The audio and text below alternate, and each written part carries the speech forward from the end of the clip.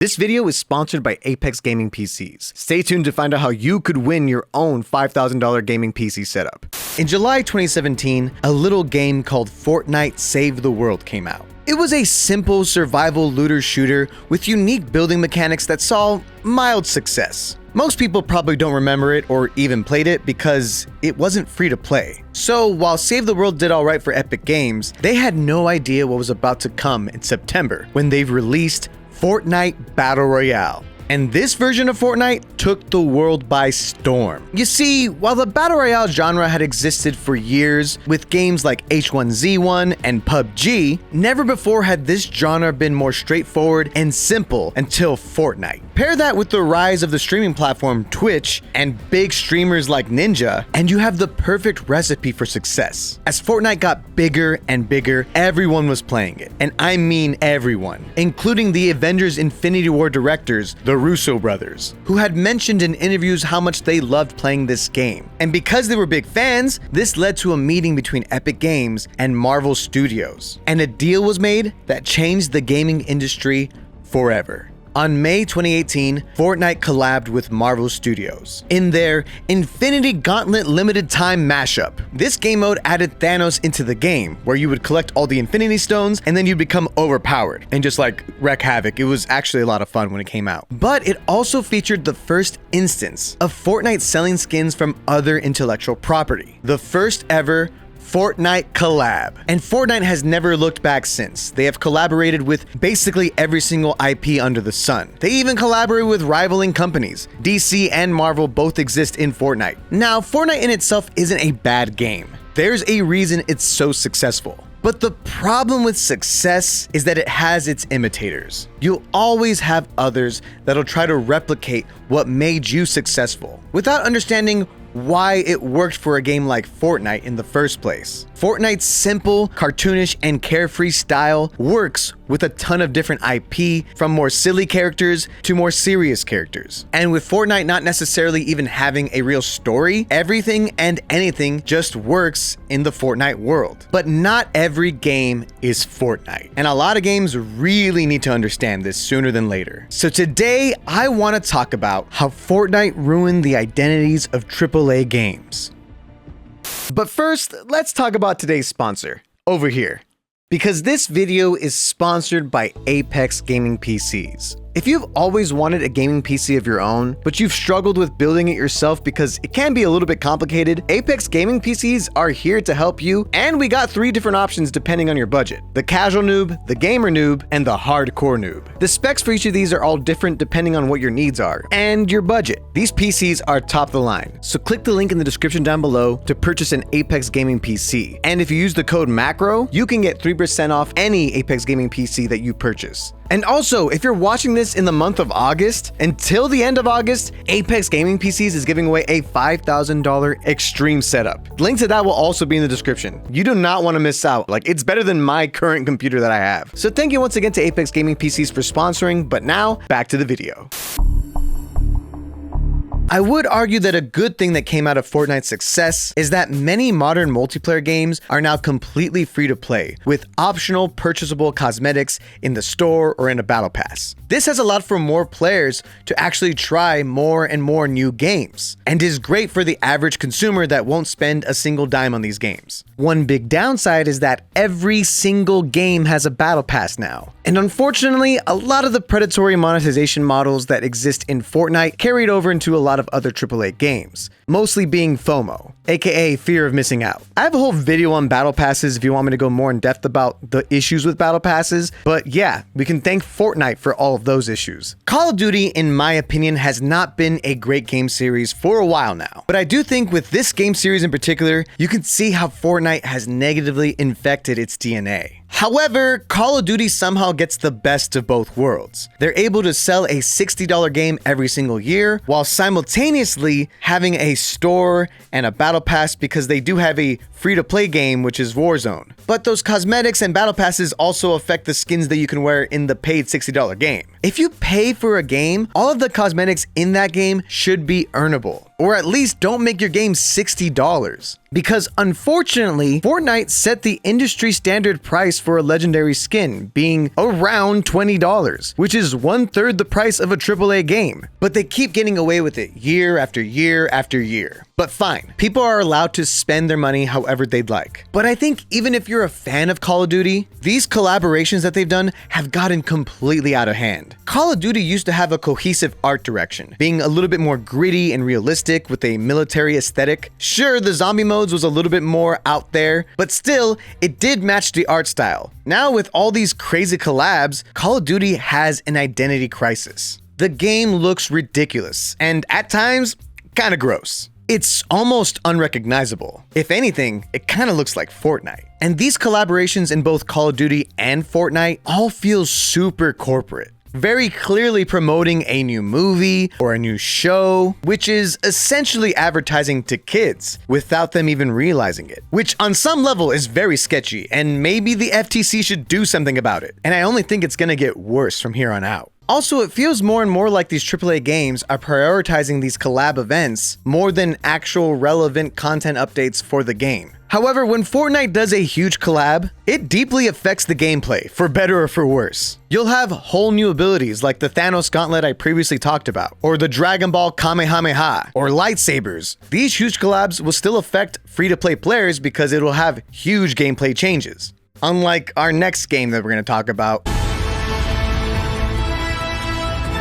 Overwatch 2 has also gotten the collab bug from Fortnite. And now they've done a ton of collaborations with Street Fighter, G.I. Joe, Transformers. It's pretty wild. Jeff Kaplan would never. Don't get me wrong, these collab skins, they look great. But I do think there's an underlying issue with collaboration skins in a hero shooter. Overwatch used to put a lot of care and detail into the skins that they would release for their characters. These skins would usually tie into the lore in some way. They'd come with a comic or a cinematic, and it would add more to the story because people really do love Overwatch's story. But ever since they slapped a 2 on their name, the lore kind of took a back seat in favor of the money. So now the skins don't need to make canonical sense. Let's give Genji a Zuko skin for the Avatar event, even though Genji's face is canonically disfigured. Let's give Widowmaker a G.I. Joe skin. But why isn't her skin blue? They'll never tell. But even if you don't care about the lore, these collaborations have really highlighted a key issue when you have a large roster of characters. Favoritism, aka pretty privilege. If your favorite character in this game is not the most popular character in this game, you'll be lucky to get any collab skins. Hell, you'll be lucky to get any legendary skins. They seriously don't give skins to a lot of different characters these days, ever since they copied Fortnite and went free to play. Characters with a less generic and unique silhouette will always get passed up for characters with a more generic body type, which is why characters like Roadhog, Zarya, and Hazard are gonna have a difficult time getting a collab skin. Unless they do a Nintendo collab, then you can have Hazard be Bowser finally. With one of the only exceptions being Reinhardt because he's so huge, so whenever you have like a huge dude you're collaborating with, just make Reinhardt be that person. All Might, Optimus Prime, you get it. But if your character is a hot young woman like Widowmaker, Juno, Kiriko, and Diva, or the poster boy Genji, you'll end up getting all the collabs. We all know why Juno is Chun-Li and Widowmaker is Cammy. It's because they're both really fun characters to play. No other reason. But I think one of the most egregious cases is Kiriko with 5 collaboration skins. This character was literally made to print money. And there's a reason why I thought she's the worst designed character in Overwatch. You can check out my whole video about it, but yeah, it's because she's so basic. Collabs in hero shooters strip away a lot of the hero shooter's core identity, while also completely snubbing less popular characters from even being a part of these collaborations in the first place. And now, game developers are incentivized to make their new characters a little bit more generic and simple, so they can fit any collab that they ever do in the future, and make money. Sell skins. Like, there's a reason they designed Juno that way. We all know why they designed Juno that way. And it's very telling that this only started happening after Overwatch 2 became a sequel, and now they conveniently have a third-person mode as well. Okay, Overwatch. Now, obviously, Overwatch is not the only hero shooter doing this. Apex Legends has had one main collaboration with Final Fantasy, but it hasn't really done much since. But I do think that when they did do the collab, aesthetically it still kind of fit into Apex Legends, nor do I think they give pretty privilege to some of the legends. Okay, maybe I spoke too soon. But let's take a game like Rainbow Six Siege. Their collabs, yeah, they're pretty ridiculous. Rainbow Six Siege's identity is about hyper-realism. It has a very specific military SWAT aesthetic, but then you get like a Rick and Morty collab. Yeah, Rainbow Six Siege is completely all over the place now. They are definitely another case of these collaborations kind of ruining their identity. And I bet you there are a lot of Rainbow Six Siege fans who feel the same way. Now, let's talk about a few games that I do think do a good job with the collabs. This one could age like milk because it hasn't officially come out yet, but Destiny 2 is finally doing a big collab with Star Wars, and they're going to introduce it as part of a campaign within the Destiny 2 universe. So you can get skins that look like Darth Vader, that look like General Grievous, just a bunch of different characters in the Star Wars universe. But I do think that this collab specifically works in Destiny because Destiny is like a space opera, kind of like Star Wars in the first place. So they do look like they could be part of the same universe, and they're justifying it with it being their own story. It isn't a Star Wars story, it's just a Star Wars themed story that comes fully with a new expansion and a new map that looks like Tatooine, but all of it does fit aesthetically into Destiny 2. So I do think this is a collaboration done pretty well, because I do think it's important to collaborate with IP that fits your aesthetic. Most fighting games get away with doing crazier collaborations, and they've been doing this for years, even before Fortnite. So there's a reason why nobody bats an eye when your favorite character gets chosen for your favorite fighting game.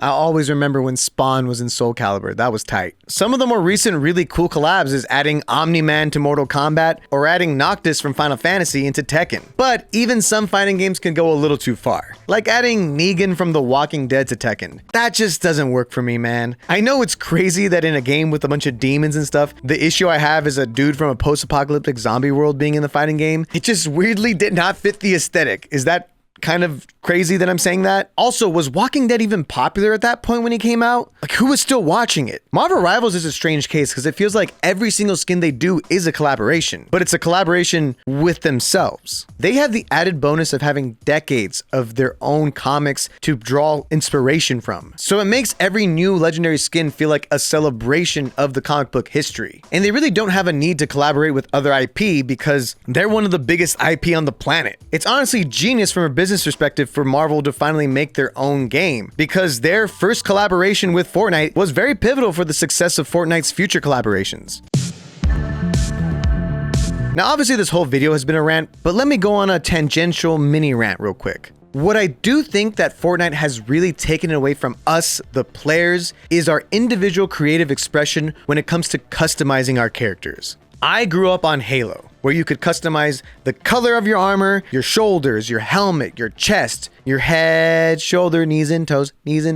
And thankfully, Halo Infinite has actually gotten to a place where I really do respect its current customization. It did not start out that way, but currently, I think the way you can make your characters look in Halo is in a very good place. But all of these AAA games don't let you do that. Whatever skin you have, that's the costume you're gonna be wearing. Could you imagine if Fortnite allowed for you to customize different aspects of your character? You could have Goku's head on Master Chief's body with Chun-Li's ass. Look, was all of this just an excuse to talk about how phenomenal the Finals cosmetic system is? Yes, it is. I understand the Finals isn't a AAA game, it was created by ex-DICE devs, but they truly understood customization by honing in on the Halo model instead of the Fortnite model. In the Finals, it lets you customize everything: your hat, your hair, your skin, your shirt, your pants, leading to some of the most wacky skins you've ever seen on every single person in this game. No two people look alike, unless they're brand new, because then you probably just have like the default outfit, you know? And what this cosmetic system does is actually make it a lot more affordable to buy things, because they also let you buy individual pieces of outfits. For example, if I only like this mask that this character's wearing, I can just buy that mask or just the pants, and it's significantly cheaper, which allows for me to get exactly what I need to look how I want to look. I don't have to be a famous character to feel really cool in this game. And the Finals is able to do all this, have so much customization while still feeling cohesive aesthetically and in their art direction. Now, obviously this doesn't make as much sense in a hero shooter, but it could work. I have a bunch of legendary Octane skins. It'd be cool to have the Oni mask, but with the like Luffy body. It's just something that's been completely lost in AAA games. Wouldn't it be nice if cosmetically we let people be free? Or would it be illegal to put Spider-Man's head on Batman's body? Like, would they sue Fortnite if that was a thing you could do? Many AAA games have lost their identity and focus due to their need to always be selling cosmetics, and collaborations have been a surefire way to do that. And it's been a downward spiral with no return. Not every single game needs to be doing these collabs. If these collaborations are the only way to get people to play your game, then maybe your game has some core issues. And I think developers need to realize that Fortnite ultimately wasn't successful because it did these collabs. The game was successful because it was fun. Thank you so much for watching, and I'll catch you later.